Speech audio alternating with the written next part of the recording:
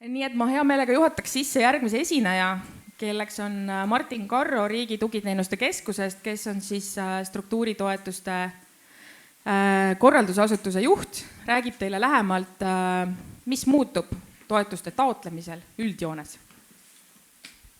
Aitäh, Kadri. Tervist. Ülihea meeldib kõiki siin näha. Tahtsin enne kui alustada öelda, et aitäh korraldajatele. See on olnud väga hea atmosfääriga üritus üle terve Eesti, väga hea sisuga üritus ja võin öelda ka, et on väga heade küsimustega üritus olnud. Et siin on tõesti hea olla, rääkida headest asjadest, sellepärast, et see, millega me tegeleme siin eurotoetuste valdkonnas, see on üks positiivsemaid asju üldse, mis olla saab. Me anname toetust, anname võimaluse teha suuri muudatusi, mis me kokku leppinud oleme. Juhiti tähelepanu tehnikale mikrofoni hoidmisele, et me pean natuke seda parandama, aga aitäh.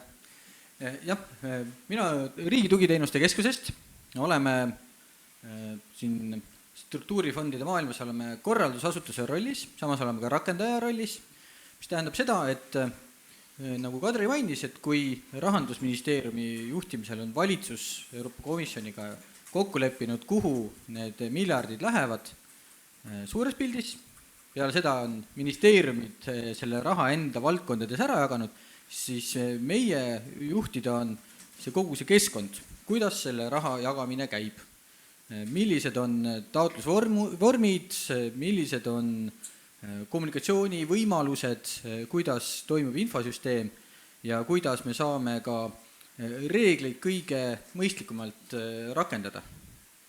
Et ei ole kellelegi uudiseks, et meil üksjagu reegleid siin eurorahadega kaasa tuleb. See pakett on üle 1000 lehekülje pikk. Meie oleme sellest välja töötanud Eestile kohaselt digitaalse lahenduse, et tahame olla digitaalselt, meie infosüsteem iseenesest täites juba vastate paljudele nõuetele ja reeglitele. Et see meie roll aga on edasi liikudes. Ja lisaks selle korraldusele oleme otse rakendamise toest, ehk siis riigireformi tulemusena on meie majas pea 3/4 toetusrahadest otse ka rakendamisel, ehk siis otse tugi toetussaajatele, paljudele teile. Ja nagu mainisin, et peale seda, kui valitsus on kokku leppinud komisjoniga, kuhu läheb siis ministeeriumi ehk rakendusasutused, töötavad välja enda valdkonnas meetmete määrused, erinevad õigusaktid, kuidas täpselt raha jagamine käib. Ja praegu ongi see aeg, et eelmisel nädalal paljud teist kuulsid, valitsus kinnitas Eesti-poolse nägemuse rakenduskavast, nüüd on komisjoni käes, on oodata lähinädalatel sealpoolne heakskiitu ja siis väravad avanevad. Ja meie korraldusasutuse eestvedamisel oleme juba valmis teinud kogu keskkonna, juhendmaterjalid, infosüsteemid ja oleme valmis olemaks toeks nii ministeeriumitele toetusmeetmete väljatöötamisel kui ka juba rakendajatele. Ja tahtsingi öelda seda, et minuga täna siin kaasas on meie rakenduse Raskevägi, kes vastab hea meelega küsimusele, palun kasutage seda võimalust. Ja lisaks rakendamisel on meil ka kommunikatsiooni Raskevägi, et kui on küsimused, kuhu panna silte, kui suured peavad olema ja kuidas täpselt ka teavitust tagada, siis on olemas see teadmine siin majas. Et meie ootus teile siin on see, et küsiksite praegu siin, võib-olla pausil lõuna ajal, et me oleme teie jaoks. Nii, ja korraks ka pilt sellele, kuidas toetusprojektide elluviimine käib. Meil tegemist on juba järjekorras 4. rakendusperioodiga, et seoses meie liitumise tähtajast ei ole kõik perioodid 7-aastased olnud, nagu Euroopa Liidu rahastusperiood on, aga sellega on, et täna me oleme siin oleme siin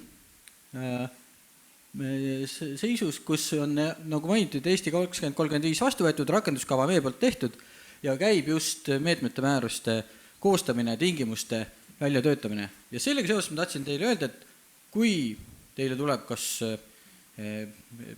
teie liitude poolt või kuskil kooskõlastamiseks ja küsimiseks mingisuguseid tingimusi, kuidas võiks töötada siis välja meetmemäärusid, siis nendele võite vastata ja hea meelega andke enda sisendit. Sellepärast, et see, mis pärast määrusesse kirja läheb, seda meie pärast ka vaatame, et see rakendatud saaks. Ehk siis nagu rakendamise me oleme näinud, et sageli tekib selliseid vaidluskohti ja ka ebamugavusi sellest, kui on rakendatud niimoodi, nagu ei ole täpselt määruses kirjas. Aga nagu kõik teate, et haldusmenetluses kehtib see printsiip, et see, mis kirjas on, seda ka kontrollitakse ja seda tehakse. Ja meie roll on pärast seda, kui on meetmed vastu võetud, luua tehniline võimalus meil e-toetustesse, kus saate juba teie toetuse saajana võtta otsus üle ja siis hakata rakendama. Me oleme päris palju panustanud sellele, et analüüsida senist rakendamise kogemust, et kuidas on läinud meetmetel ja mis on töötanud hästi ja mis saaks teha paremini. Et me oleme loonud endale RTK-sse ka teenuse disaini tiimi, kasutame neid põhimõtteid selleks, et see oleks mugavamad ja nutikamad toetusmeetmed meil. Ja üldiselt võib öelda, et meil on rakendamine läinud päris hästi, nii kiiruse või ära kasutamise osas, kui ka kvaliteedi osas. Ehk meil niisugune, mis mõõdetakse, rikkumise protsent on eelmisel aastal oli 1,6, ehk siis igast 100 välja antud eurost 98,4% oli reeglitega kohaselt väga hästi tehtud. Ja see on Euroopa Liidus ka päris hea tulemus. Probleeme, eriarvamused on olnud 1,6% juures. Summaliselt väike, mõjuliselt suur, et igaühel tema enda valdkonnas vaidlused tunduvad karmid, aga nagu ma ütlesin ka, et need on need kohad, kus peab tegelikult ka reeglid järgima. Ja me reeglid oleme koondanud kokku ja oleme hästi palju panustanud meie infosüsteemi. E-toetus toetaja poolse vaates, kindlasti paljud teavad ka nime SVOS, on siis nagu meiepoolne ots sellest, et oleme seal nii näinud vajama sellega, et taotlemine oleks mugav, oleme suuri muudatusi teinud ka kuludokumentide esitamises, et enam ei pea tervet pakki kokku võtma, saab jooksvalt esitada ja kiiremini ka toetusraha kätte saada. Ja väga tugevalt panustame ka postkasti funktsiooni, et oleks mugavam saada küsimusi ja vastuseid. Et meie roll on olla toetajaks ja anda nõu teile. Veidi ka sisulistest muudatusest selle rakendamisel. Et soovib Euroopa Komisjon või Euroopa Liit ka muuta seda rakendamist ladusamaks. Teame, et on palju osariike või palju liikmesriike meil ja palju erinevaid huvisid, et sellest tulenevalt me peame vaatama, kuidas me Eestis saame need reeglid hästi rakendatud. Üks selge põhimõte, mis me oleme võtnud ja mis me tahame teha, on tulemuspõhisus. Ehk me järjest rohkem toetustega tahame vaadata, kas toetusrahast on tulemus saavutatud. Ehk näitena, et kui on näiteks mingi ürituse korraldamine siis meil ja inimeste koolitamine, siis me soovime näha seda rohkem, et kas näiteks kui lubatud 100 inimest on käinud üritusel, koolitanud, teadmist kätte saanud, versus see, et me tegelikult ei taha näha kohviarveid, lähetuskulusid, et selles detailis ei ole vaja olla, vaid pigem me vaatame tulemust ja sama käib ka muude investeeringute puhul. Et vaatame rohkem, et kas on tulemus saavutatud, kas on ehitusobjekt valminud, kas on infosüsteem valminud, mitte iga väikene kuludokument selle tee peal ei ole nii oluline. Ja seda me proovime disainida sisse toetustingimustesse järjest enam. Ja lisaks sellele soovime kasutada ka lihtsustatud kulu hüvitamise meetmeid, kas me saame kasutada ühikuhindasid, kus võimalik, meil on võimalik kasutada ka Euroopa Liidu kogemusi ühikuhindades. Seda me proovisime siin teha näiteks vaktsiinide puhul, ka testide puhul, ehk me ei peaks liiga detailis käima kuludokumente läbi. Eraldi uue ja olulise valdkonnaga, mis on seotud sellega, mis ka Kadri ütles, et mis on roheliseks niidiks läbi kõikide toetuste valdkondade on keskkond. Ja me oleme üles ehitanud sellise asja, et ei kahjusta oluliselt, DNSH, to no significant harm, lühend, mida hakkate järjest rohkem kuulama, reeglistikku, et meil endal on olemas ekspert, kes on välja töötanud juba juhendid. RTK kodulehekülje pealt saate juba näha kontrolllehti ja ka juhendmaterjali selleks, et näha, kas ei kahjusta oluliselt põhimõtted on täidetud. Et see on hästi, hästi oluline näha, et nende toetusmeetmetega ja toetusprojektidega, mis me teeme, et me ei teeks keskkonna jalajälge suuremaks, vaid me ka toetusmeetmetega oleksime rohelisemad. Jah, nagu mainisin, et üldine pilt on meil väga kena, et meil toetusajad on kompetentsed, teame reegleid ja suuri probleeme meil süsteemis ei ole. Et on mõned vaidlused, see on loogiline, see peabki jääma. Aga mis on väga oluline on see, et jälgida riigihanke tingimusi, nagu te kindlasti teate, et see on jätkuvalt meil selline ka sellest 1,6% probleemidest kõige suurem hulk, et vaadata, et neid ei oleks. Ja nagu ma mainisin ka, et meetme määrust jälgida, kus on kirjas nii tegevused, millele saab toetust, kui ka tulemused, mis saavutatud võiksid olla. Jah, et rahastusotsuses kirjas on, et sealt kindlasti detailselt vaadata. Ja mis me veel ühe õppekohana me oleme näinud, et kui on suuremad projektid ja pikemad projektid, ehk siis ka toetussaaja juures kipu majas või töötajatest inimesed teame täpselt, mis toimub, et see majasisene kommunikatsioon ja teavitamine, et kuidas projektidel läheb, kuidas hangetes on ja kas on midagi, mille vaja tähelepanu pöörata. Et meie RTK-s ja ka teistes rakendajate juures oleme siin selleks, et aidata toetuses projekte ellu viia ja et need ladusalt läheks. Ja kokkuvõttes tulekski tähelepanu alla veel korra meie kodulehekülje, millele me oleme ka päris palju energiat tähelepanu pööranud, ehk sealt leiate nii infot taotlusvoorude kohta, seal on juhendmaterjale ja seal on ka, me oleme teinud videosid näiteks hankeprotsessi korraldamiseks või hankemenetluse korraldamiseks. Et sealt soovitan täitsa vaadata videosid, mis on saanud väga positiivset tagasisidet ja näha on ka neid projekte, mis juba tehtud on. Nii, et see oli kuidas küsimused, et näen juba, et on esimene küsimus, et võid hea meelega vastan. Äkki saab seda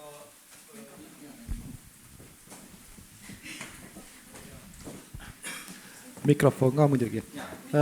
Äkki saab natuke laiendada seda ühtse määra kulude teemat, et kus need tekivad või kuidas siis sellega arvestada? Jah, see on, kui hea mikrofon siin on. Et see on nagu iga nüüd see toetusprojekti või toetusmeetme puhul spetsiifiline, et kuidas meie omalt poolt toetame seda, et need oleksid olemas ja see on täiesti valdkonna spetsiifiline see teema. Või ma ei tea, Tiina, soovisid sa natukene? See on nüüd, jah, mikrofon räägib, Tiina Sams, toetuste rakendamise osakonna juhataja, et see on nüüd see slaid, mis siis Martin näitas, et uuel perioodil ehk et tegelikult juba käesoleval perioodil tuleks rohkem läheb kulusid hüvitamisele läbi lihtsustatud kulu hüvitamisviiside. See ühtne määr tähendab seda, et on kulud, mida hüvitatakse tegelike kulude alusel ja siis on kindel protsent, mida hüvitatakse protsendi alusel ja see ongi see ühtse määra kulud, ühtse määra rakendamine. Kas see oli teile piisav vastus? Aga kui te tahate, küsige veel. Et ma siis katsun veel seletada. Ja aitäh. Jah, mõnes mõttes natuke sain nagu lähemale, aga ma saan aru, et see protsent siis on iga kululiigi puhul määratud kuidagi erinevalt, et kui me ehitame betooni, siis sealt on see määr määratakse kuidagi. No Reeglina on ühtse määra kulud üldkulud, need kulud, mis on kaudsed kulud ja mis tekivad koos teiste tegevustega. Noh, igasugused rendikulud, juhtkonna administratsiooni palk, et mida lihtsalt siis, see käib selle põhitegevusega koos, aga seda ei võeta kui iga konkreetset kuludokumenti eraldi. Ja see, mis see täpne protsent on, ma ütlen ausalt, siiamaani oli see 15, aga nüüd uuel perioodil rakendusasutused, kas see sõltub sellest tegevusest? Mina jään ka praegu selle vastuse võlgu. Et no üldjoones 15%, et see on ikkagi suhteliselt väike summa ja see on sellepärast, et mitte ei puistataks neid kulusid nagu laiali, et ikkagi saaks tegeleda selle konkreetse toetatava tegevusega, mitte ei läheks liialt raha selle peale, et asutust üldiselt üleval pidada. Inge, kas mul oli õigus? Ja ei, ma mõtlen just selle uue perioodi protsentide osas, et näiteks, mis teil on need nii investeeringud kui pehmed tegevused? Jah, ei, ühtse määra protsent uue perioodi toetuse andmise tingimuste juures. Nõus, aga ühtse määra protsent te praegu ei ole nagu mõelnud? See ongi see, mis meetme määrustest tuleb. Just, aga ma just mõtlesin, et kas te olete äkki planeerinud, et saaks juba mõne näite siia tuua? Ei, uue perioodi tatide puhul. Et noh, tegelikult me räägime uuest perioodist praegu. No. Aga ühtegi konkreetset protsenti, mis võiks olla ühtse kurumäär mõnes tatis, praegu hetkel öelda ei saa. Jah, no 15 ma ütlesin, jah. Okei.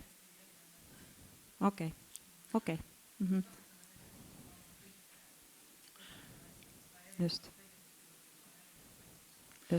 Ühesõnaga, meetme määrusesse, kus te toetust hakkate saama, lähevad kõik tingimused kirja, aga see on erinev, sõltub sellest, millist valdkondade parasjagu rakendada planeerite. Nüüd vist sai. Ja. Kuna meil kogu tervikuna on suurusjärk 4000 projekti, siis ma soovitaks täpselt enda valdkonnas rääkida ja siis saab ka vastuse täpselt sellele, muidu läheb liiga üldiseks. Aitäh, ma küsiks ka siin väga, ei saa ju vastu vaielda, et rõhuasetus tulemuse saavutamisele, aga kui meie MTÜ-d viivad läbi selliseid koolitusi ja lastelaagreid ja selliseid kokkusaamisi, noh, ma saan aru, kvantiteeti annab hästi mõõta, palju osalejaid oli ja kui efektiivselt raha kasutati, aga seda tulemust sealt, et mis see tuli, et kuidas teie seda mõõdaksite, kui teile tänase koolituse läbi viite näiteks siin?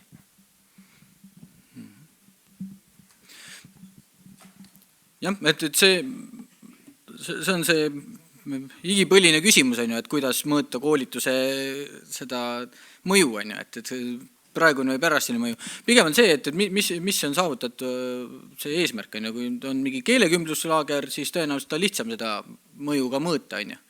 Ja kui on mingisugune laste puhul mingi spordilaager, siis võib olla ka midagi. Et seal ongi väga konkreetselt vastav sellele, mis eesmärk on. Ja ma tuleks korra Martinile appi, et mina aitasin seda sotsiaalsama Eesti osa kirjutada rakenduskavas.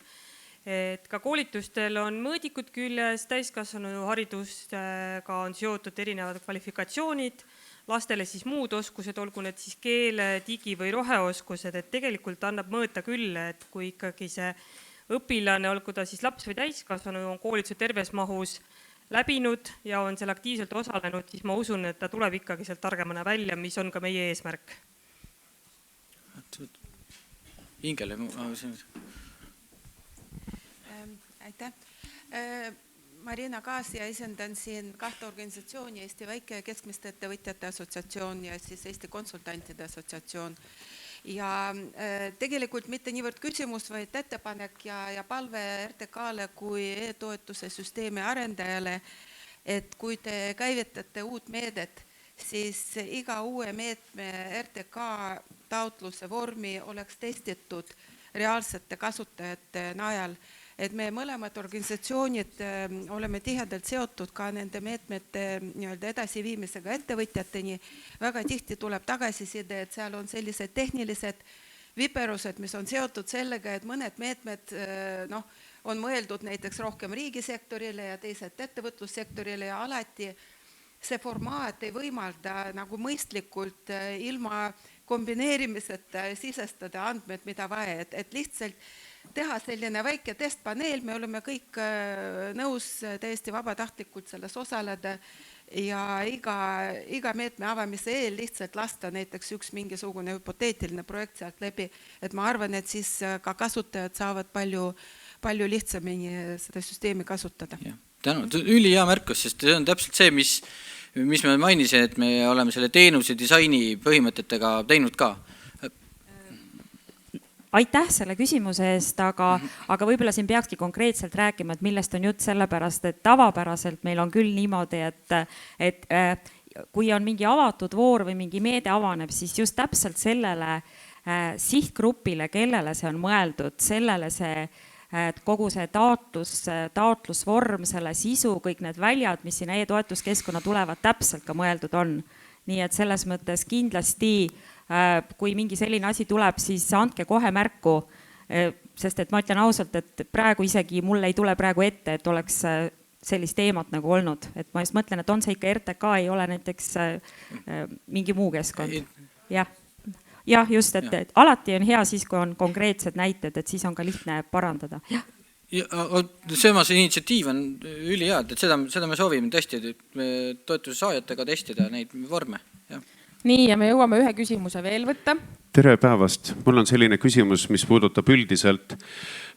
Augusti lõpus andis teadupärast Riigikontroll välja pressiteate vormis hinnang RTK tegevusele. Seal toodi välja mitmeid punkte, millest üks olulisemaid, millega mina olen kokku puutunud ja ilmselt päris mitmed siin saalis, on probleem, kus ühest küljest RTK nõustamist võib ju küsida ja seda ka tehakse, aga RTK justkui ei vastuta selle nõu eest, sellepärast et pärast, kui sa talitad selle nõu järgi, siis võivad olla reeglid ja kõik muud muutunud ja see nõu enam justkui ei kehti ja siis jääb see projekti kasutaja mingis mõttes üksi sellega.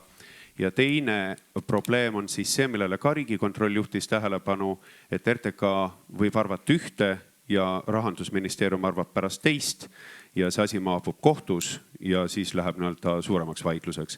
Et lihtsalt see on tohutu energia, ressursi ja närvide kulu, et kas nüüd selle uue meetmete kehtestamisega on mõeldud selle peale, et seda kuidagi leevendada? Aitäh küsimusest. Ma võin öelda, et kuna mul oli ajapolitseinik, siis me ei saanud kõikide teemadega sügavati minna. Ja see on üks teema, millega ma oleks väga hea meelega räägin täpsemalt, et Riigikontroll andis eurorahade rakendamise õppekohad sellise analüüsi välja, mis oli väga palju head oli seal kirjas. Et hangete nõustamise, enamasti on see hangetest, hangete nõustamise puhul on kaks faasi, mis me oleme näinud, et üks on eelnõustamine, enne kui hange läheb välja ja lepingusse minnakse. Et seal on olnud probleemi, oleme saanud paremaks. Millest nüüd on tekkinud viimasel ajal rohkem sisulisi küsimusi ja väärtimõistmisi on hankelepingute muutmised. Kuna keskkond on väga palju muutunud, hinnad on läinud kallimaks, mitu kriisi üksteise peal ja siis seal on see koht, kus on tulnud ebakõlad ja hankelepingu muutmine reeglina üldse ei ole soositud tegevus ja kui seda tehakse, see on väga kõrge riskiga, et seal on tulnud küll eriti detaile, milles on tulnud vaidlusi. Et eks me proovime selle nõu andmisega on sageli ka niimoodi, et kui detailselt ka seda nõu kuulatakse ja kas pärast see leping muudetakse nii vastavalt selle nõu andmisele, et seda ei saa ka tagada. Et me oleme öelnud näiteks konkreetsed maksetingimus midagi, et ei oleks mõtet muuta, ikkagi lähevad muutused sisse, siis paraku on olnud rikkumisi seal, aga me endiselt oleme valmis nii hanke juures eelnõustama, et meil kontaktid on ülemas, et me pöördume meie poole, me hea meelega räägime. Ja teine pool osa sellest, mis oli see, et see võib olla kas siis Rahandusministeeriumis auditist või ka komisjoni poole pealt seisukohad muutuvad, et see on üks selline koht, mis minu jaoks isiklikult on ka kõige suuremaks mureks siin süsteemis, et jah, seda on olnud. Seda on olnud nii meil selle piiravate tingimuste juures, mida me ei oska sellises ulatuses ette näha, ja nüüd me näeme just, et seda on selle lepingute muutmise ja garantiide juures. Et me väga tugevalt oleme tihedas koostöös ka Euroopa Komisjoni juristidega, et vältida neid kohti. See on natukene selline paratamatu osa tööst. Kuigi rääkides numbritest, siis 98,4% neid vaidlusi ei ole, et see on 1,6 on see koht, kus on need vaidlused, aga need vaidlused kõik on sellised, puudutavad väga tugevalt, need on sellised sügavad, et sellepärast võib-olla tunduvad ka keerulisemad. Et olukord on läinud paremaks, meil need enne hankeid vigasid on vähem, nüüd me peame rohkem tähelepanu vaatama selle muutmiste juures, ehk sealt ka saada vigu vähemaks. Nii, aga mulle tundub, et arutelu teemasid, mida lõunalauas jätkata, on päris mitmeid. Nii et võtke Martinil varrukast kinni, te juba nägite Martini kolleege, Tiina, tõuse korraks püsti. Need head inimesed, kes veel Riigi Tugiteenuste Keskusest on siin, tõusevad ka püsti. Kui teil on teavituse teemal küsimusi, siis Brit ja Terje ja Kadri, jah. Nii, et ühesõnaga võite vabalt nende juurde minna, rääkida sellest toetuse saamise taotlemisega seotud küsimusi, elluviimisega seotud küsimusi. Aitäh sulle, Martin, praegu!